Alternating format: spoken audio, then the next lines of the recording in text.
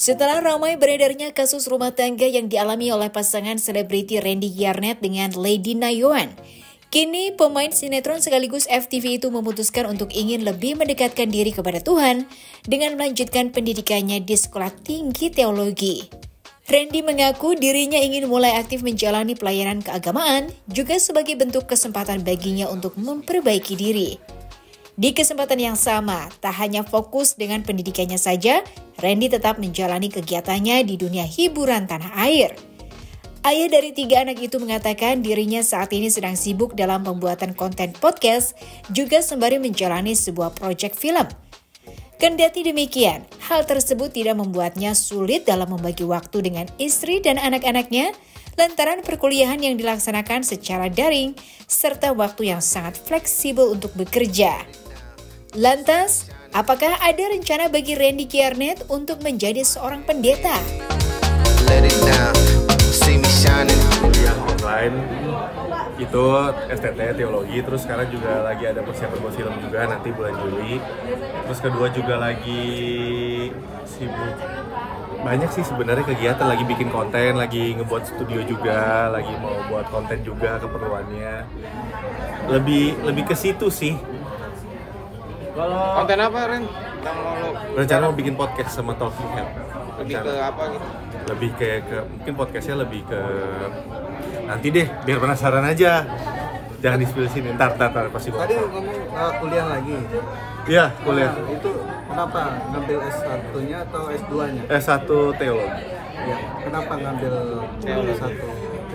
Ini kan juga sebenarnya kan yang kemarin itu kan karena udah masuk dunia pelayanan gereja juga, terus juga emang kan terpanggil untuk mendalami, maksudnya gimana ya, teologi itu kan ilmu mendalami tentang Tuhan, tentang agama Nasrani, maksudnya pengen melayaninya lebih lagi, terus juga biar nggak salah lah, biar punya pondasi yang kuat juga.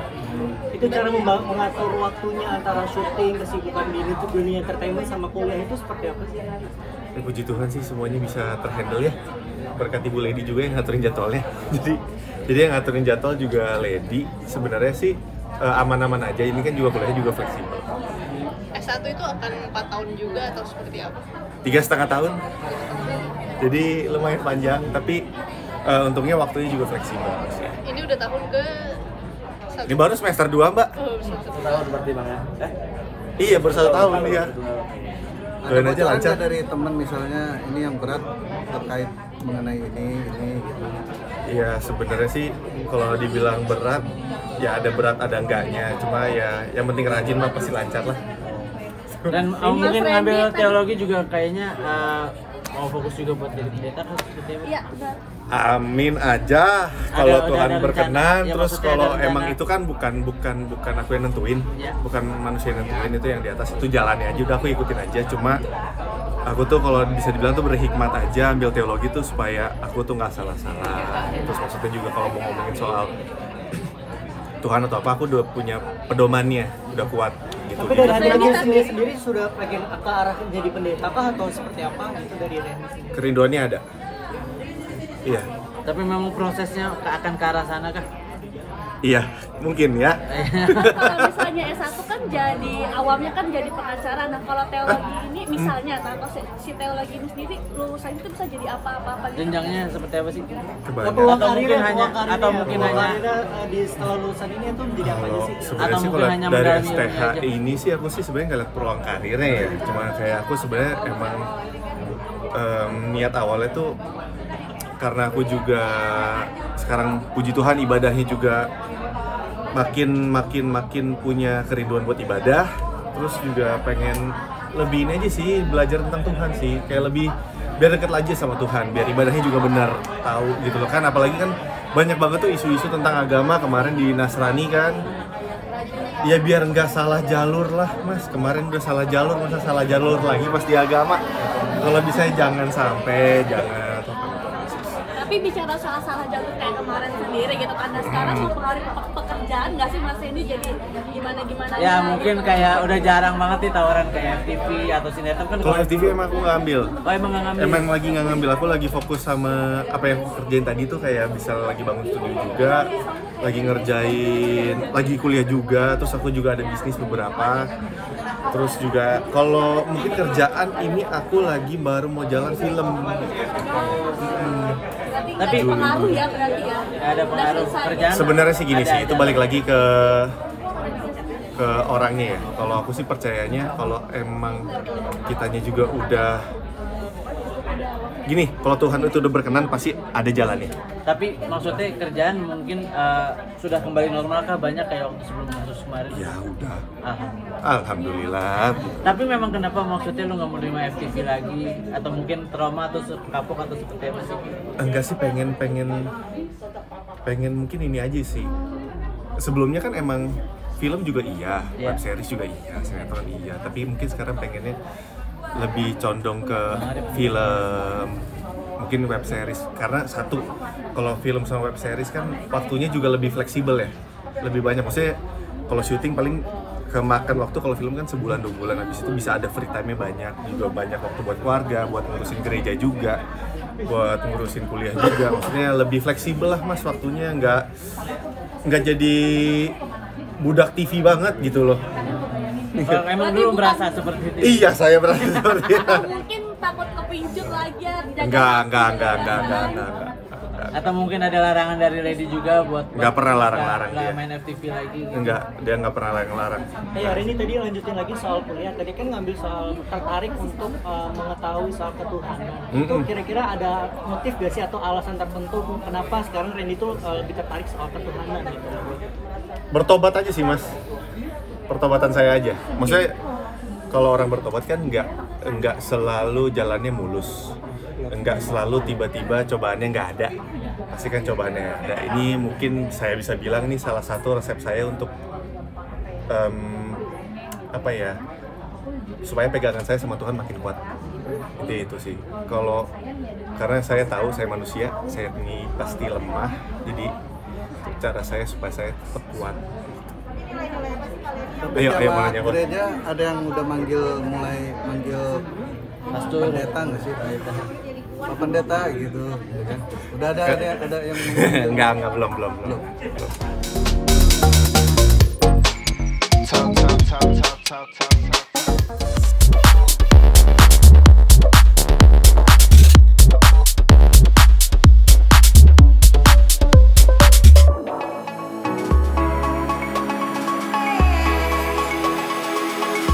Perdana memproduseri series terbaru berjudul Love Daddy, Eko Patrio berhasil memberikan pandangan lain menjadi seorang ayah yang baik.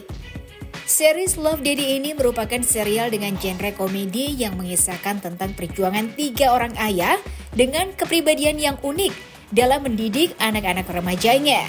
Dengan beragam konflik hubungan antara anak dan orang tua, series ini sukses menyentuh hati dengan berbagai cara yang lucu.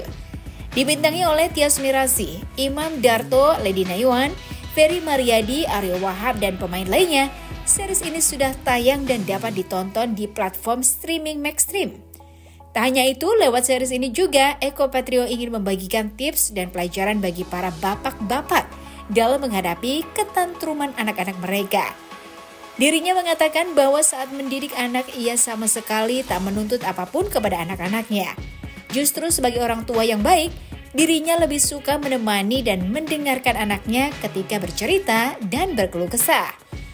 Lantas apakah mereka mengalami kesulitan selama proses syuting?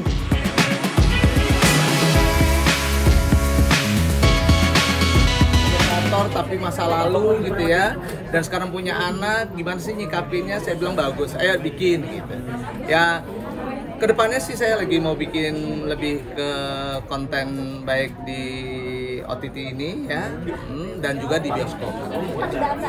Jadi kalau untuk di OTT ya ini perdana, terus nanti untuk bioskop mungkin pertengahan tahun kita lagi produksi. Gitu. Riwahnya gimana sih maksudnya? Itu kan di depan layar, kan dari peran. Ya kalau di belakang layar saya senang sekali gitu ya. Artinya yang nggak bisa diungkapin di depan layar bisa saya ungkapin di belakang layar. Contoh gini ya, tentang ayah gitu. Itu kan kegundah-gulanaan saya tuh sebenarnya gitu ya, bahwa relate banget anak-anak yang berontak apa segala macam. Nah ini salah satu pendukungnya Lady. Jadi buat saya senang sekali Actingnya bener sini saya. Ini istri saya. Gampang banget deh, deket-deket. Gitu. Ini pesan juga buat anak-anak pun juga apa? Ya artinya gini lah, pembelajaran buat bapak terutama gitu ya.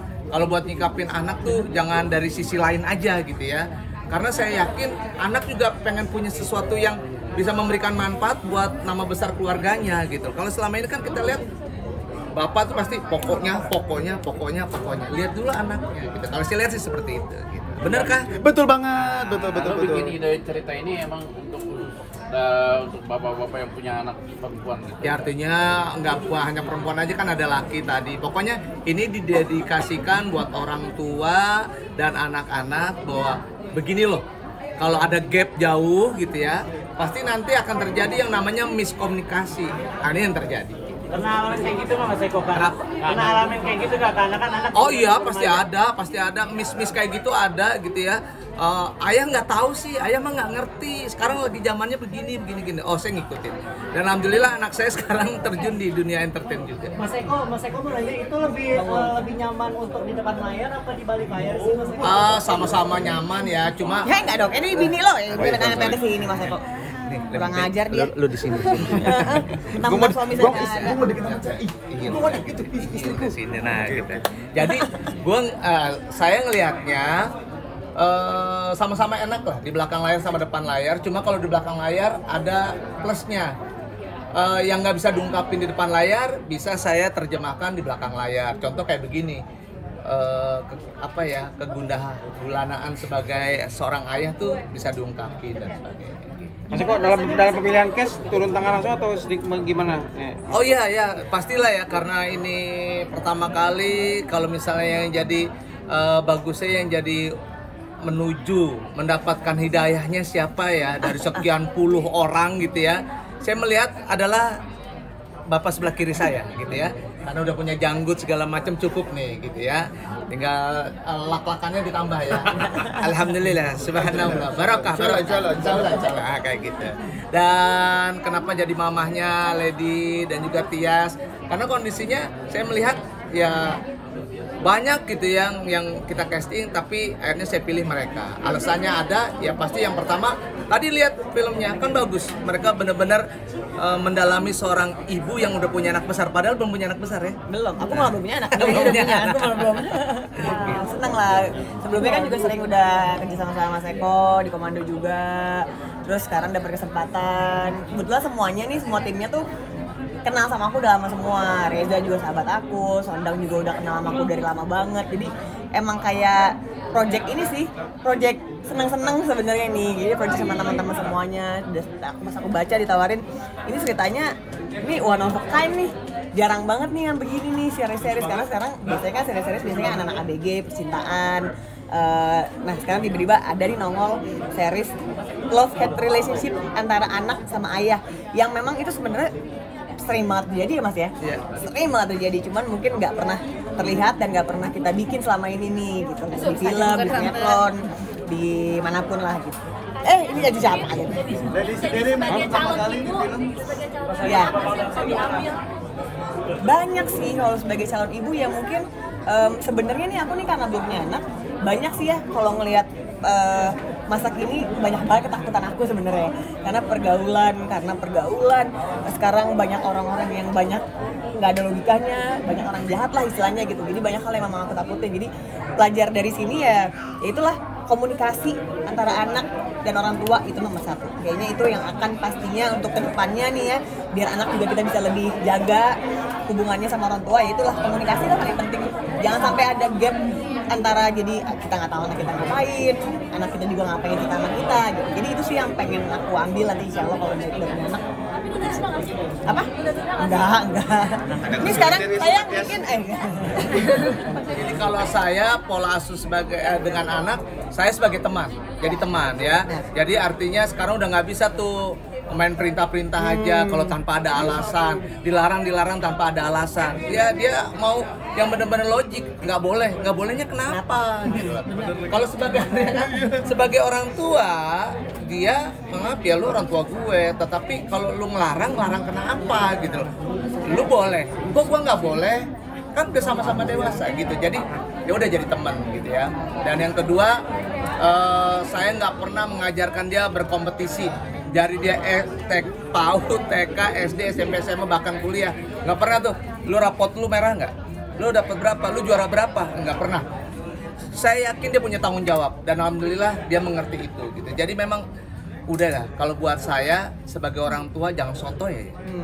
Jangan so tahu gitu loh, apa-apa tahu ayah gitu. Pokoknya ayah maunya begini, pokoknya sotoy hindarkan tuh sebagai ayah. Sekarang adalah lebih bagusnya adalah berteman, bersahabat, sharing, dan bahkan kalau bisa nemenin dia untuk jalan dan sebagainya. Bahasanya apa kalau kita berdua tadi lu bilang bahasanya ketemu berkualitas apa yang bagus? Quality time. Nah, itu dia. Mas Eko. Terakhir ya. Halo Mas Eko. Untuk kedepannya, Mas Eko kan anaknya udah gede-gede nih. Yang terkait itu apakah ada yang ngikutin jejak si bapaknya atau bagaimana atau hanya bebas gitu? Kasih tahu Mas Eko. Ya, jadi kalau anak yang kedua sekarang kuliahnya di multimedia. Naila, walaupun dia udah nyanyi, udah punya, dan dia entertain juga. Yang anak pertama udah selesai kuliah dan sekarang ini yang bikin dia. Yang bikin dia Sawal. Namanya Sawal Adrepi Putra Purnomo. Kan kalau tadi ada eksekutif produser, di bawah saya ada dia. Dia sebenarnya yang ngotot. Dia yang bikin, dia yang begadang-begadang, dia yang nge-treat pemain, nge-treat skenario dan sebagainya termasuk editing. Dan sama bapak-bapak kenal lah ya. Iya betul. Terakhir dari Anda, mungkin ini sebagai persiapan diri mau masuk ke politik, akhirnya mewariskan ini sebagai ke anak nggak sih? Makanya tonton film ini gitu ya. Artinya bahwa anak tuh harus diberikan peran besar gitu. Orang tua adalah Tuturi Handayani, jadi mendorong dari belakang, baru udah gitu ingar susung telodo, ing mati bangun karso. Aduh apalagi artinya kita mensupport dari belakang, menggandeng dari depan dan mensupport semuanya. Itu yang disebut tadi saya bilang.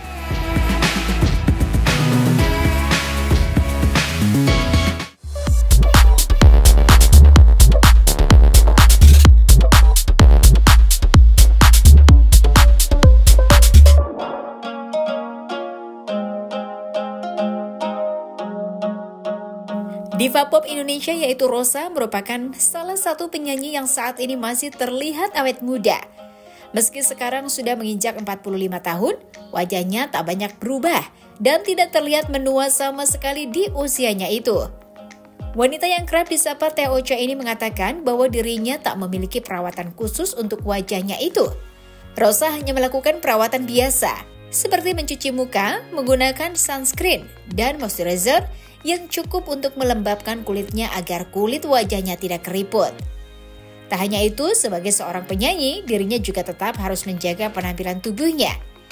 Ia mengungkapkan untuk bagian kulit tubuhnya, ia menggunakan lotion yang memiliki daya melembabkan yang tinggi agar kulitnya selalu terhidrasi dengan baik.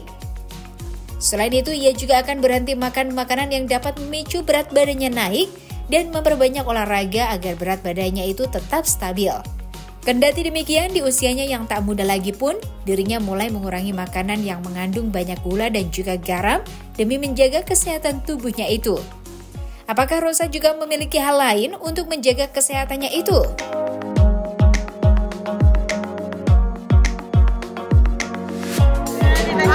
Senang aja sih kalau buat aku sebenarnya memang produk kosmetik itu membantu pasti ya. Kalau orang bangun tidur sama habis mandi udah kan pasti beda auranya kan.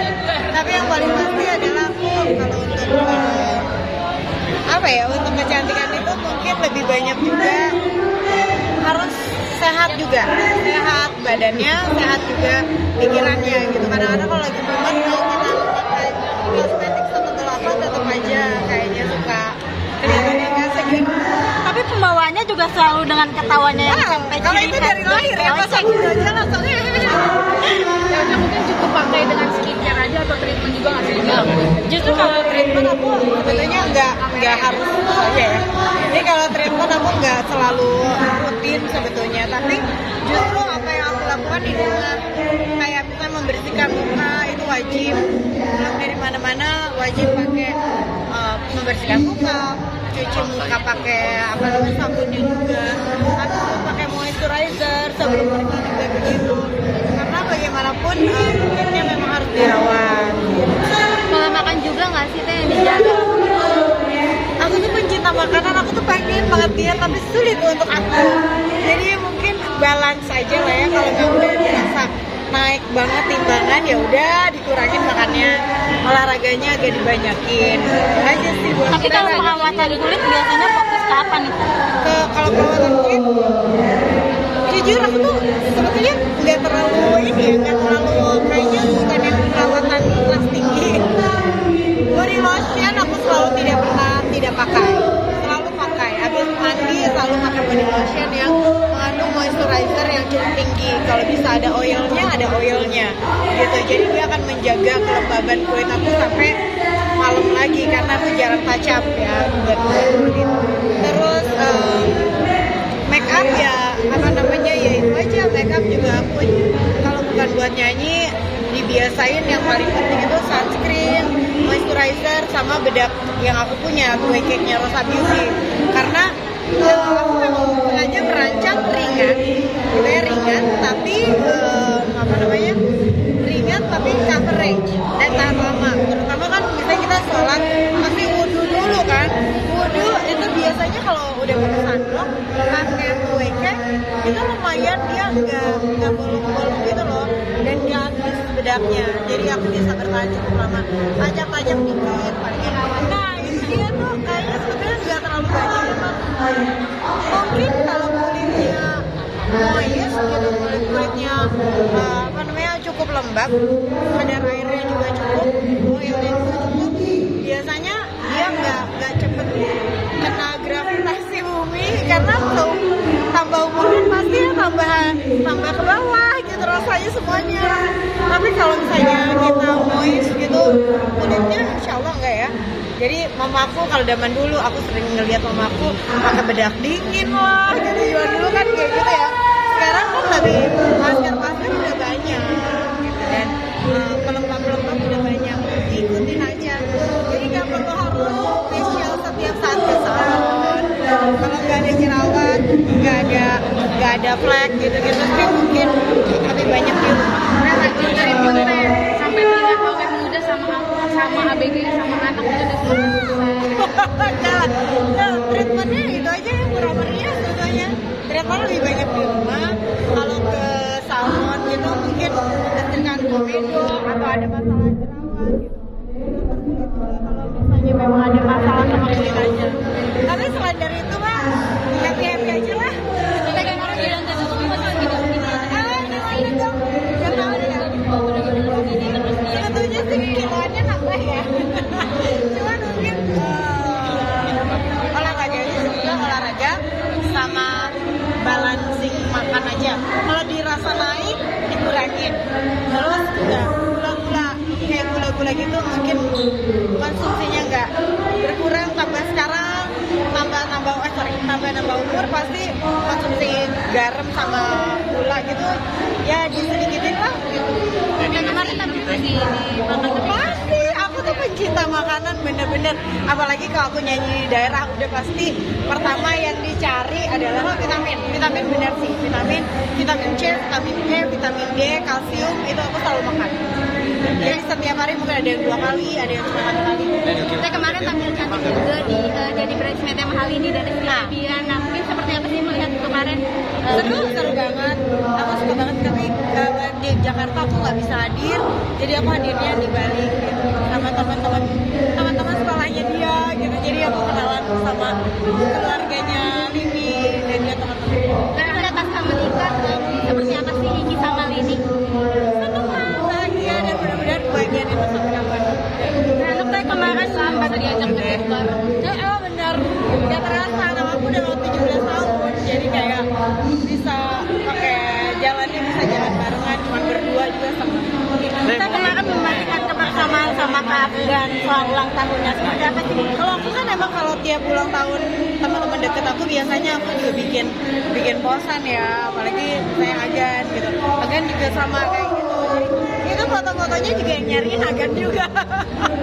Karena dia dia sebenarnya orang yang lebih lebih banyak nyimpen dokumen daripada aku. Kalau aku tuh kayak foto-foto tuh bisa berselakan aja gitu. Kalau dia tuh emang bener-bener di folderin, di rapi. Jadi aku kadang-kadang agen bagi foto kita. Saya melihat Prilly yang udah turun berat badan sampai 10 kilo. Itu tuh salah satu figur yang menurut aku public figur ya keren banget, udah cantik, pinter, terus udah gitu juga banyak menginspirasi orang. Itu Prilly buat aku. Jadi kayaknya kalau anak-anak muda boleh banget deh mencontoh lifestyle-nya dia. Prilly sekarang tambah sehat juga badannya. Coba cerita gak sih kalau lagi deket sama Indra? Kalau kan kemarin jadi bridesmaid-nya Sil ini ya. Nah, ntar pas Aal juga jadi bridesmaid kan? Oh, nggak tahu. Aal itu soalnya bener-bener kayak ponakan aku sih ya. Jadi karena dari zaman dia masih umur 5 tahun, dia dari zaman dulu papa hajinya tuh, dedinya tuh selalu sering banget nitipin Aal sama Zara buat ke aku. Jadi kalau aku nyanyi, mereka berdua cip ikutan. Jadi makanya sampai sekarang bener-bener kayak ponakan aku lah.